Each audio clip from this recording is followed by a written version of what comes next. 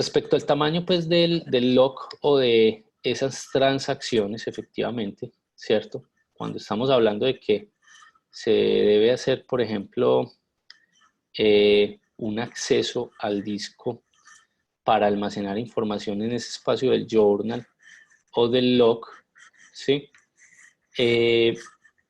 Tenemos entonces que el journal, pues básicamente va a tener un tamaño limitado, ¿cierto? El journal no es infinito y ustedes lo vieron pues en el momento que estábamos desarrollando las, digamos, es un espacio del disco que se destina para almacenar pues estas transacciones, ¿cierto? Entonces el journal básicamente es un espacio finito. Entonces, entre más largo sea el journal, pues obviamente más se va a demorar la recuperación, porque quiere decir que tengo que escanear más estos datos. Y si el journal tiene un tamaño finito, pues el problema también va a ser es que en algún momento yo no voy a poder almacenar más transacciones. Entonces, ¿cómo se gestiona el tamaño del journal para que se pueda hacer de manera más eficiente? Ustedes de pronto ya se les está ocurriendo una idea. Lo ideal pues para trabajar este journal como un buffer pues de transacciones, pues que sea un buffer circular, ¿cierto? Es decir, que las transacciones que yo vaya haciendo el checkpoint, pues las vaya descartando o marcando como libres para poder reutilizarlas pues en el momento que se me acabe el espacio en este espacio pues del journal, ¿cierto? Entonces el journal básicamente normalmente se desarrolla como una estructura circular. Es tan extendido ese normal, esa forma pues de estructurar el journal como un buffer circular, que de hecho algunos sistemas llaman al journal, al espacio del journal, como el circular log, ¿cierto? Como el log circular pues de transacciones. Entonces, esa estructura circular básicamente requiere que en el momento que yo haga el checkpoint de una transacción, o sea, que yo ya efectivamente la haya llevado al espacio final del disco, pues libere el espacio del mismo.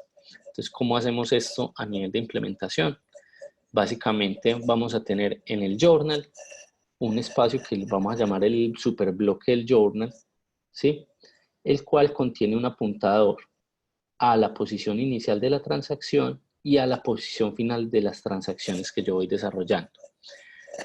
Cada vez que el disco haya completado una transacción, pues, o haya hecho el checkpoint de una transacción, o sea, ya la llevó a la parte final del disco, simplemente libera ese espacio moviendo el apuntador a la siguiente transacción. Entonces, este espacio queda libre y puede ser utilizado entonces para almacenar nuevas transacciones que vayan entrando a este mismo disco. Entonces, si ya vengo y actualizo esto, entonces ya el apuntador llega acá y entonces tendríamos este caso más o menos así, ¿cierto?